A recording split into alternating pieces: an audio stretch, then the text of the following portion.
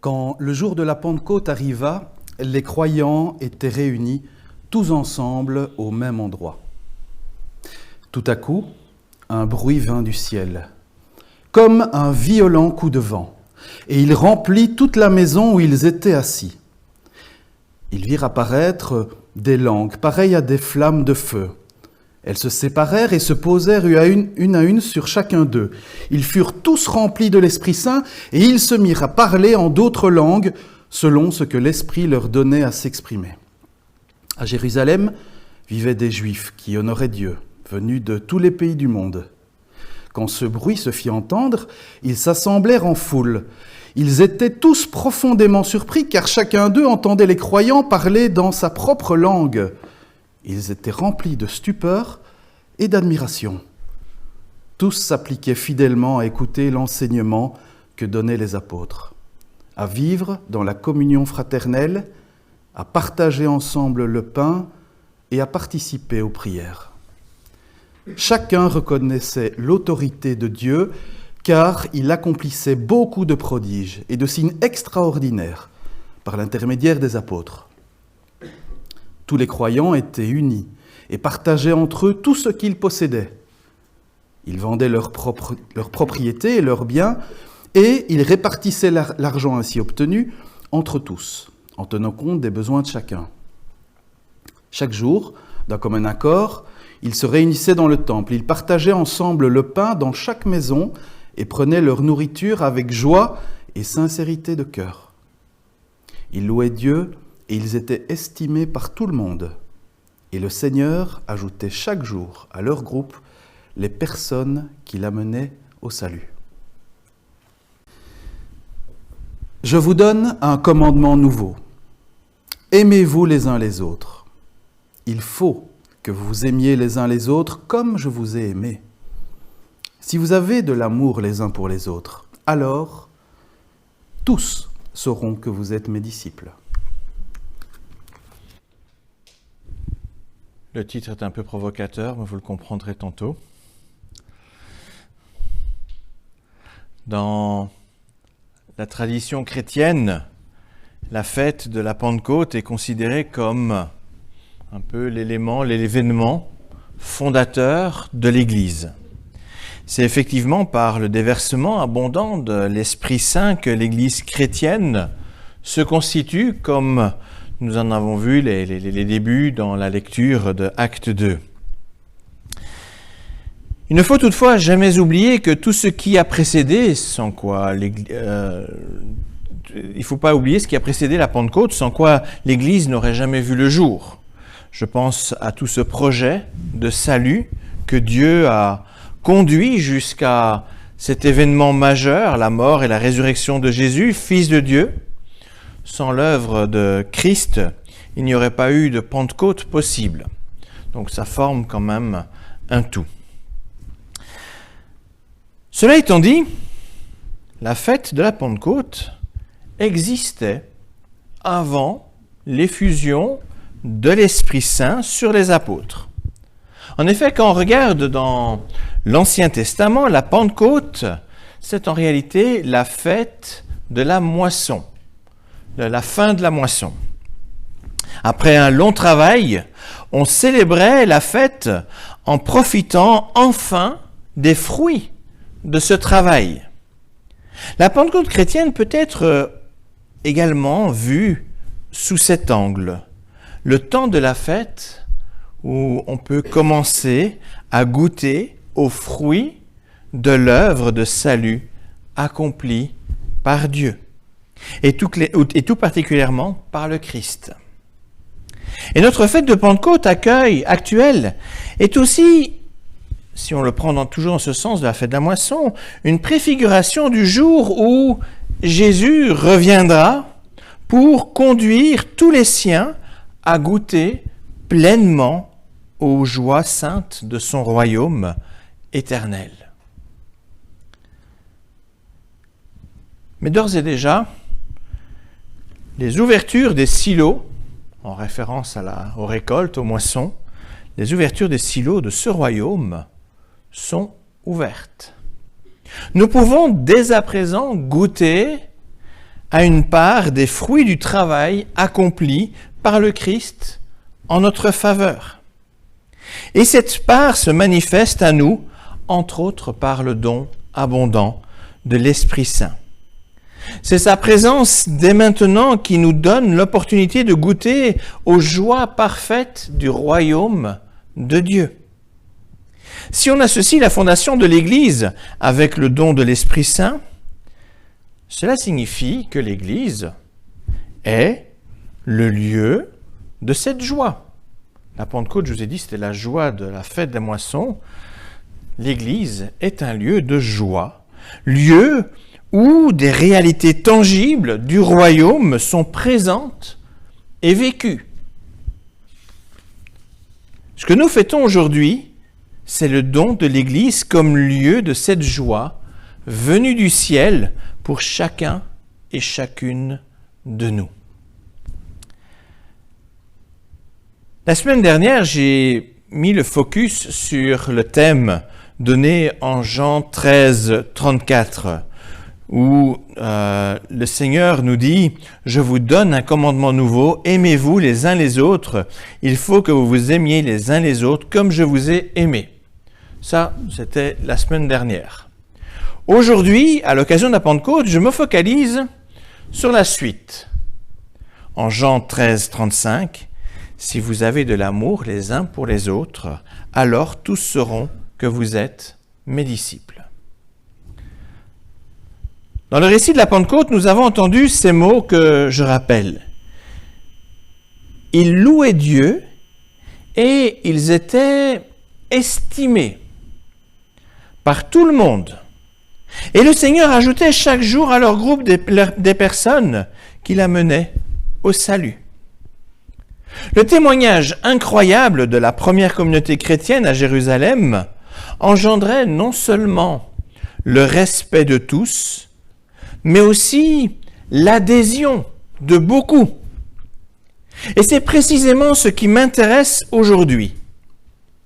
La Pentecôte a permis une sorte de passerelle, un lien entre le monde et l'Église. Or, on critique l'Église en disant qu'elle est déconnectée du monde dans lequel elle vit, en remettant en cause sa présence visible dans ce monde. Il me paraît donc tout à fait opportun d'examiner cette passerelle avec la plus grande attention. Avant la venue de Jésus-Christ et le don de l'Esprit, le peuple choisi de Dieu, c'est-à-dire Israël, je parle d'Israël ancien, avait pour vocation à être un exemple, un modèle aux yeux de toutes les nations, un modèle de ce que pouvait être un peuple avec Dieu au centre de leurs préoccupations, avec Dieu comme roi. L'exemple d'un peuple qui vivait d'une façon différente, dans le respect des lois données par Dieu. Cette loi appelait à l'amour de Dieu, à l'amour du prochain et à la justice sur toutes ses formes. C'est donc, à ce moment-là, le don de la loi qui permettait une vie différente, une vie qui devait donner envie aux autres nations. Le don de l'Esprit dans l'Église a cette même vocation, mais en mieux. En effet, grâce à l'Esprit, la loi n'est plus gravée sur de la pierre, comme les 10 commandements, mais directement dans le cœur des chrétiens. Jésus avait donc raison de dire qu'il valait mieux qu'il s'en aille pour laisser la place à l'Esprit Saint. Depuis la Pentecôte, les croyants sont désormais mieux équipés pour assumer leur vocation chrétienne. Par son Esprit, Dieu est présent en nous et il nous guide dans nos choix de vie, dans notre manière d'être, dans la manière d'aimer les autres. Par l'action de son Esprit, il renouvelle notre conscience, notre intelligence, afin de mieux discerner ce qui est bon et ce qui est juste.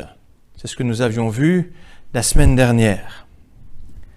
Par ailleurs, grâce à la présence de l'Esprit Saint en chacun, nous ne recevons pas seulement un guide, c'est-à-dire une loi gravée sur nos cœurs, mais aussi une force qui nous permet d'agir autrement. En cela, nous sommes privilégiés par rapport à Israël. Israël avait la loi comme guide, mais nous avons cet esprit qui est aussi une force pour nous permettre d'aller de l'avant, d'agir différemment, d'une façon plus aimante, plus juste, même dans des contextes où l'injustice et l'égoïsme sont omniprésents. En résumé, l'Esprit de Dieu nous donne une volonté renouvelée, mais aussi les moyens d'agir selon cette volonté nouvelle.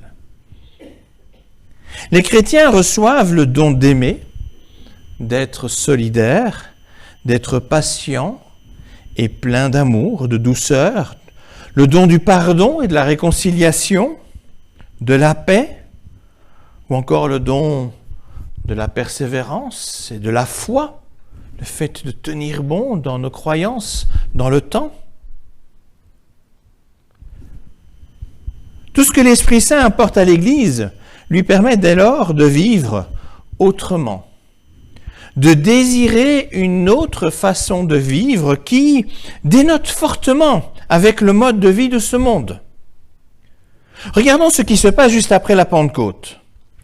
Les membres de l'Église naissante s'appliquent à écouter fidèlement l'enseignement des apôtres afin de mieux conformer leur vie à la volonté de Dieu. Je vous cite les éléments du texte ici.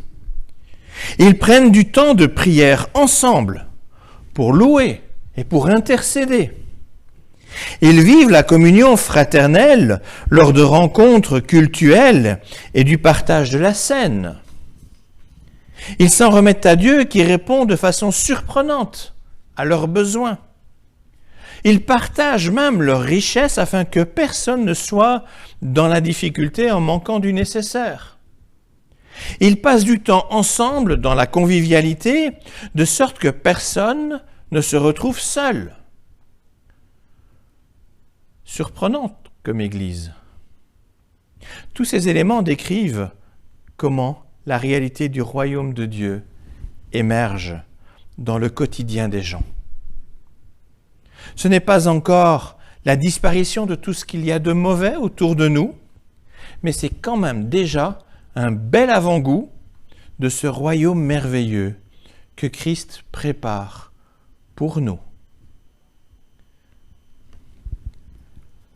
Après que Luc décrive tous ces changements pratiques surprenants, il ajoute « Ils étaient estimés par tout le monde ». Et le Seigneur ajoutait chaque jour à leur groupe les personnes qu'il amenait au salut. Quand les chrétiens laissent agir l'Esprit Saint dans leur vie, cela ne passe pas inaperçu. Il y a quelque chose de bon qui se voit à l'extérieur et qui frappe les esprits au point d'inspirer du respect, même chez des personnes non chrétiennes. Et mieux encore, certains choisissent de rejoindre l'Église et de croire au Seigneur Jésus, car ils y voient vraiment la réalisation concrète de bénédictions auxquelles ils aspirent tant. Les gens de l'extérieur aspirent aussi à certaines choses, c'est pas que nous. Ils aspirent à des bénédictions. Et là, tout d'un coup, dans l'Église, animés par l'Esprit, ils les voient concrètement, en pratique. Ça leur donne envie et ils veulent rejoindre cette Église. Et ils désirent aussi être animés de l'Esprit Saint et entrer dans cette fraternité. Si aujourd'hui on remet en cause la place de l'Église chrétienne dans notre société, c'est entre autres et malheureusement en raison de son manque de vitalité.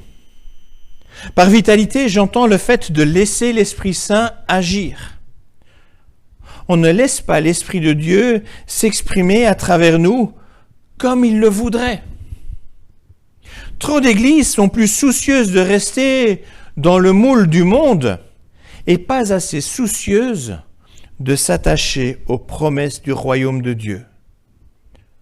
Le manque de foi empêche d'oser la différence pour une vie plus fraternelle. Et en bien des lieux, l'Église ne vaut pas mieux que l'Israël de l'époque de l'Ancien Testament, qui avait besoin de prophètes pour les ramener à leur vocation première.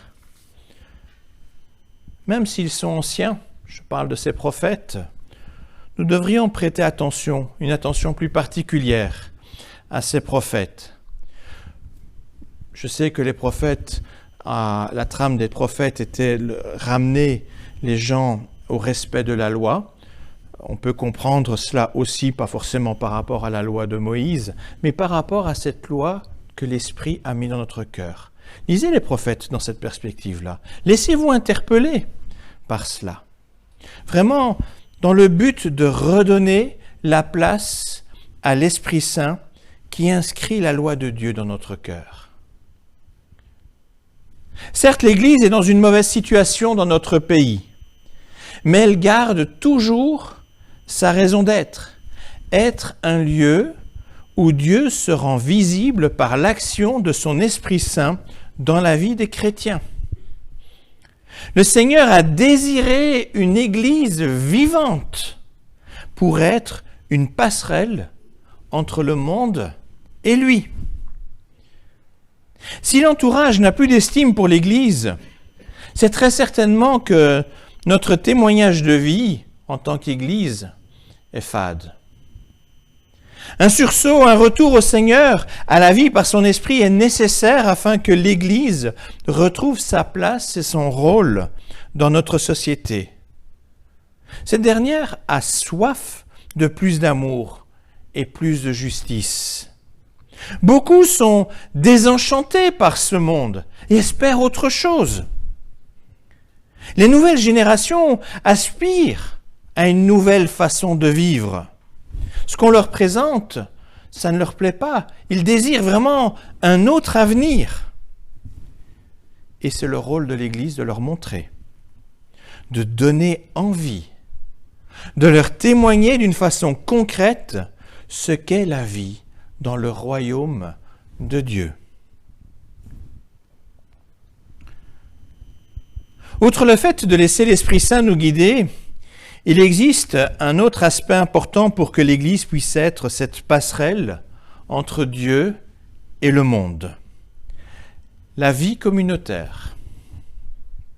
Le plus frappant dans la vie de la jeune Église de Jérusalem après la Pentecôte est justement sa vie communautaire hors norme, inhabituelle, surprenante. L'Esprit Saint est un esprit d'unité qui agit tout particulièrement sur les relations les uns avec les autres. L'Esprit de Dieu œuvre à l'abattement de tout mur de séparation et œuvre à la réconciliation, malgré les différences parfois énormes. La vie en Église, ce n'est pas une vie dans l'indifférence de l'autre, comme on le constate de plus en plus dans notre société. La vie en Église s'entend dans le respect de la diversité, de la différence, dans le respect aussi des besoins de chacun, qui ne sont pas forcément les mêmes.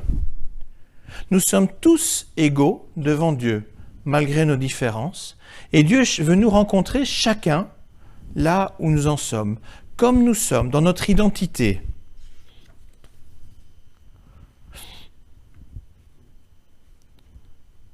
Or, jamais il n'est question dans le Nouveau Testament de vivre sa foi chrétienne seul, dans son coin, sans être lié dans une communauté.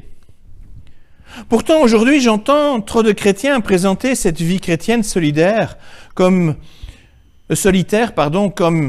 une façon valable de vivre sa foi. Il arrive évidemment que certains chrétiens se retrouvent forcés à devoir vivre leur foi chrétienne isolément. Mais ce n'est certainement pas un modèle à préconiser. Le témoignage chrétien au monde se voit avant tout dans les relations les uns avec les autres. Notre Dieu est un Dieu de relations. Il veut se donner à voir au monde, d'abord dans nos relations mutuelles, dans la réconciliation, dans notre capacité à vivre ensemble, malgré nos différences. Beaucoup se posent la question de savoir comment ils peuvent aider l'Église, surtout quand ils sont diminués dans leur capacité par la maladie ou simplement la vieillesse. La première réponse est simple, tellement simple qu'on ne la voit peut-être pas. En vivant l'Église. Des capacités particulières nous permettent à certains moments de leur vie de s'impliquer dans telle ou telle chose de façon plus particulière, oui. Cela aide l'Église à avoir des structures, des outils, des moyens, des institutions. Mais la véritable Église est avant tout relationnelle. Jésus dit que c'est à l'amour qu'on aura les uns pour les autres qu'on verra qu'on est ses disciples, des chrétiens porteurs de son nom. Pour être acteur de cet amour, faut-il être jeune et en pleine forme? Pas forcément. La personne qui a besoin d'aide, qui a besoin de soutien, est tout autant acteur dans la relation d'amour. D'une certaine façon, ce sont même les plus faibles, ceux qui ont le plus besoin de soutien qu'on devrait mettre en avant, au devant de la scène.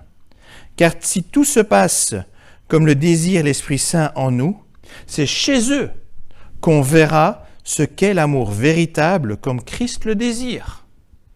Vous voulez jauger la capacité de l'amour d'une communauté? Regardez comment on s'occupe des plus faibles.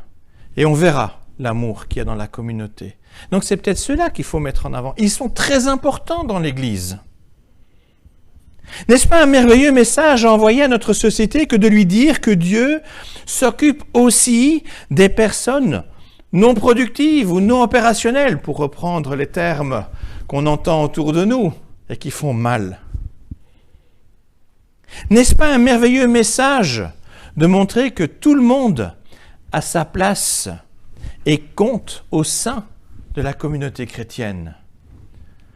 Notre responsabilité personnelle est de rester fidèlement attachés à notre communauté, parfois pour donner, parfois pour recevoir, mais toujours pour montrer comment se vit l'amour pratique.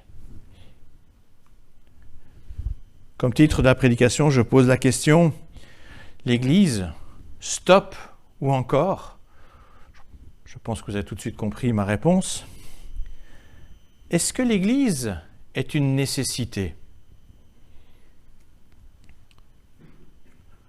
Ou peut-on s'en passer pour vivre notre foi chrétienne, chacun de notre côté? On pourrait me dire qu'il est normal en tant que pasteur de vouloir motiver l'Église, de prêcher la fidélité à sa communauté. C'est évidemment une préoccupation dans le cœur de tout pasteur. On a toujours un pincement au cœur quand on voit des membres de la communauté prendre leur distance avec cette communauté. Mais au-delà de ces considérations qui sont peut-être égoïstes et personnelles, il me paraît utile de rappeler notre vocation en tant que communauté chrétienne à l'égard de la société qui nous entoure. Cela n'est pas le souhait d'un pasteur, mais vraiment le plan de Dieu lui-même pour le salut du monde. Nous assumons même un rôle de témoin pour montrer concrètement à quoi ressemble le royaume que Christ a annoncé et promis à celles et ceux qui lui font confiance. En tant qu'Église animée par l'Esprit Saint, nous sommes véritablement une passerelle entre Dieu et le monde, un lieu où Dieu se rend visible.